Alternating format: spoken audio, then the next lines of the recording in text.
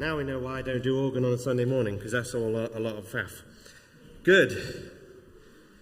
Right, what are we doing? Come on in. Right, come on, Lord. Okay, here's a quote for you from a guy called Dan Schaefer. He's a pastor in America. He said this: common folks can't visit... Is this one still on? Oh, yeah, it is. I'll come away from it a bit. Common folks can't visit the palaces of newborn kings uninvited, and we seldom are. But kings and princes can visit mangers, and so can bakers and weavers, wise men and shopkeepers, priests and children, cattle and sheep. This reality is so simple that it's easy to miss. The God-child was announcing in a dramatic way that he had come to be available, to be accessible. He hadn't come to isolate himself or to hobnob with the only important people. He had come to mingle with all, to receive them with open arms and put himself at their disposal. All this he conveyed by simply being found lying in a manger. Jesus invites everyone. Fact, Jesus invites absolutely everyone. Everybody is invited to his birthday party without pretense. There are no protocols to follow, no bowing and curtsying and all this business that you have to do with royalty. You don't have to wear any special clothes, dress up or anything like that. Everybody is invited as you are. Come as you are. Now, the shepherds were the first ones to be invited to Jesus' birth. They weren't acceptable, the shepherds. They couldn't participate in the religious life of their communities because they had to be out in the fields with the muck and the mire that was being shepherds at the time and still is today. They weren't the in crowd. They weren't, that OK magazine? Those people are OK. Yeah? Well, they weren't those people. They would never be found in the OK magazine. But they were the first ones to be invited to Jesus' birth. Because Jesus invites everyone. And if he invites us, then, and if we call ourselves Christians, which means little Christs, by the way, for those who don't know what Christians means, that means we can be people who invite everyone too. We can invite people into our homes. We can invite people into our lives. We can invite people into our churches to meet Jesus. So how do we do that? How can we be people who invite who are invitational, who invite everyone? Well, looking at the story, the first Christmas, we see that Jesus firstly came in humility. So he was born of low estate. He was lowly of the lowest of the low. He was not this birth was not regarded as special in any way at all, because there was no room for him. Now, the translation, New RSV, this is one of the areas where I love the New RSV, but I pick bones with it here. Because it says there's no room for them in the inn. They didn't have inns in those days in the way that we know inns, okay?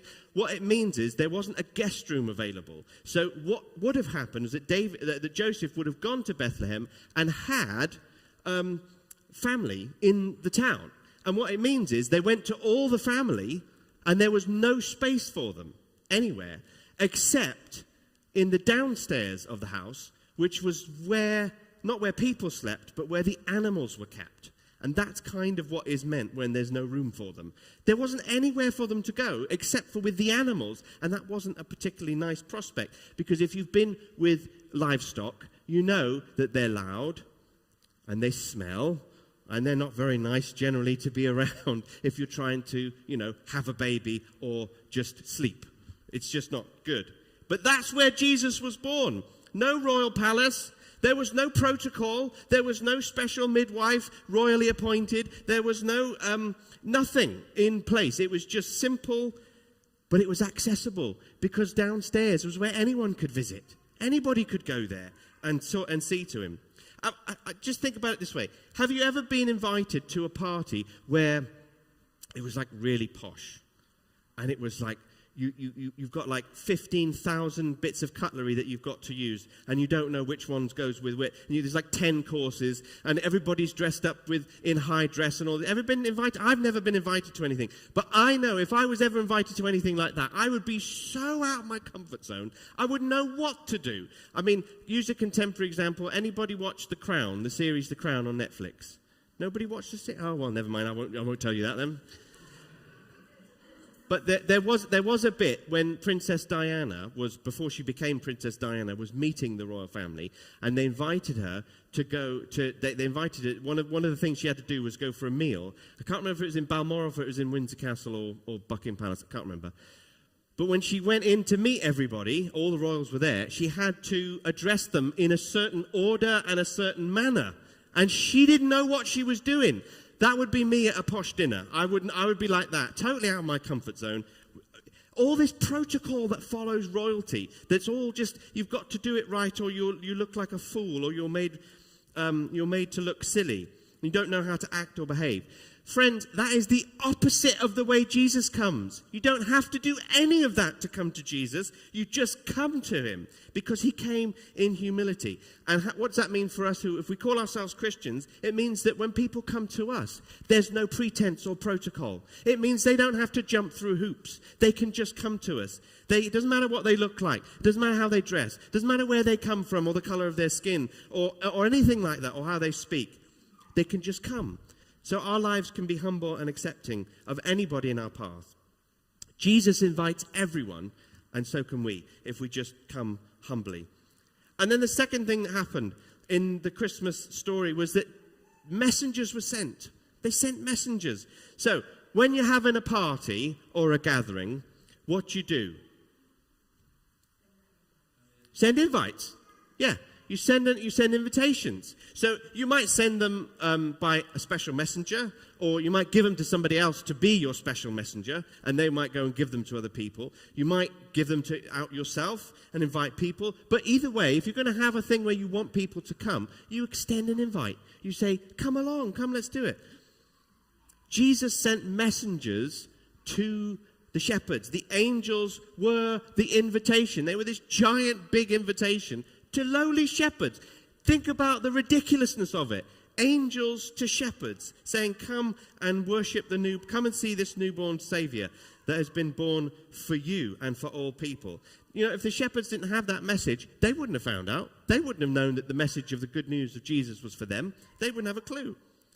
And in the same way that the angels were messengers and were sent, so Jesus sends us, his people, his church, to the world. God sends us. We're the invitations. People are not going to know about the good news of Jesus if we don't tell them. Like Paul says in Romans, how are they going to know unless somebody tells them? And that's what we can do. We can be the invite. So we can invite people to all kinds of things. We can invite people to church. We can invite people to our homes and, give them food. Always food is good. Watch a film together, watch TV or something together. Perhaps, Eurovision is quite popular. You can invite people for a Eurovision party. We can invite people into our lives. How do you invite people to our lives? Just tell them stories. Tell them about what Jesus has been doing for you today. It's really simple, very natural, no pretense. Jesus invited everybody, and so can we. And we can do that when we invite people simply by messenger into our lives, just invitation. And the last thing that happened was welcome. So when we invite people, there's always a bit of a tense moment. Are they going to say yes, or are they going to say no? Are they going to be able to make it, or are they not going to be able to make it? We don't know.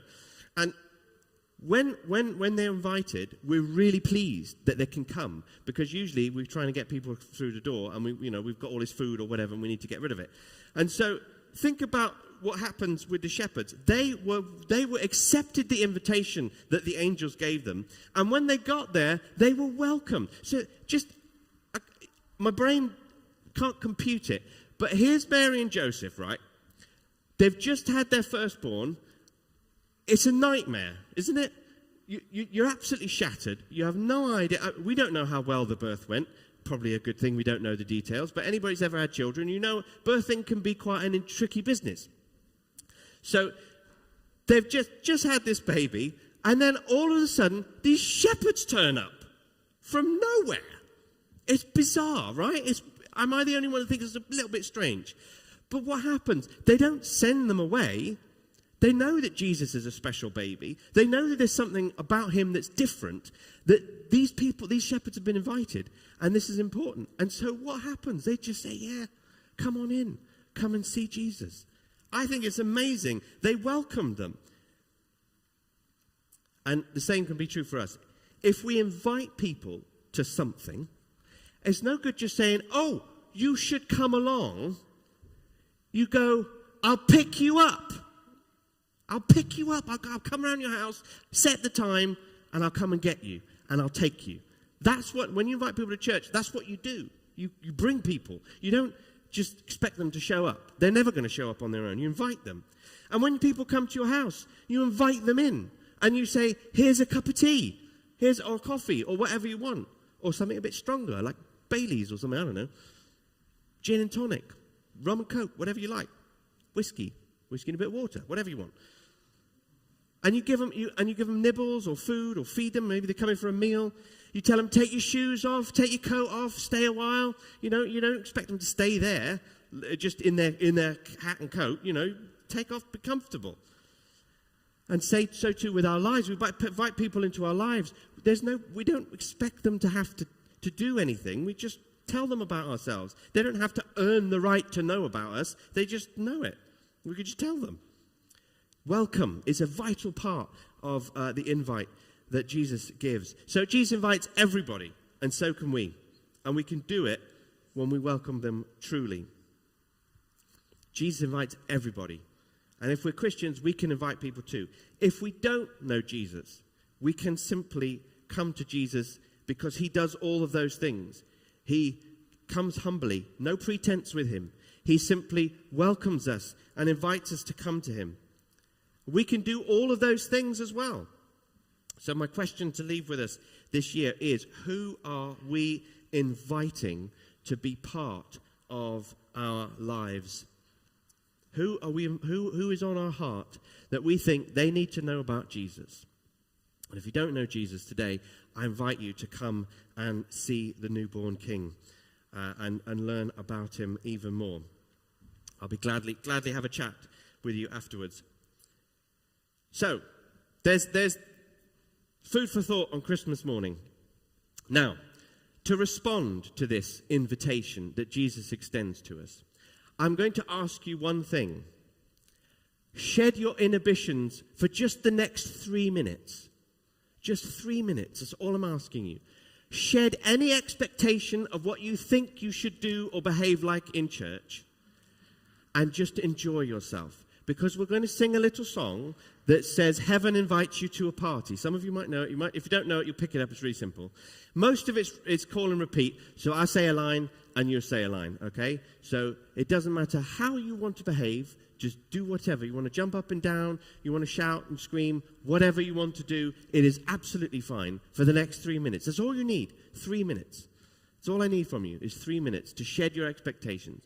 And if I don't see any fun being had, I will stop and we'll start again. You're warned. Be warned. The band know that as well. Let's respond to Jesus' invitation and celebrate that he invites everybody. And then we'll pray after that.